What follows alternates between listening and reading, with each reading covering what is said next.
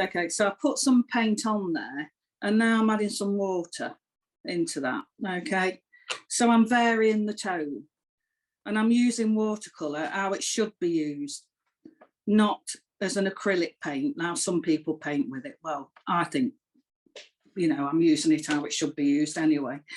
I might be wrong, but, you know, to me, I want people to know I've painted in watercolour, because I love watercolour, I love the effects. And to get these effects, you need to add water.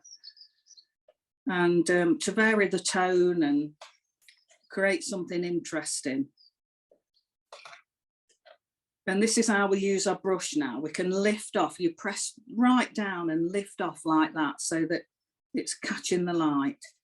And if you wanted to, you could just add a touch of another colour in there, you know, that's in Danthrine blue.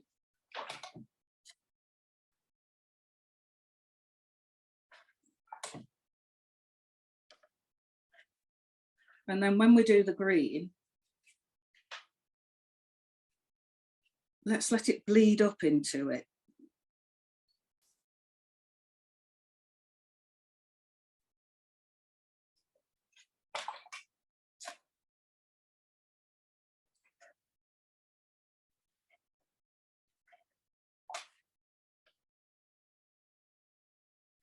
Okay, so that's the difference between, in my opinion, between an interesting flower and that one that looks flat. And it's all because we added water to it, you know, and lifted out with a brush. So just bear that in mind when you come to do the main painting. And you might want to have a little go at that now, just to get used to it, you know, just to warm up.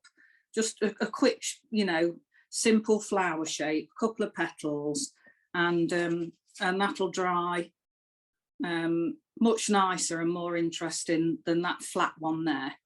Yeah, it makes a big difference, doesn't it? Yeah, and that's the beauty of watercolour, you know. I mean, there's no other medium like it.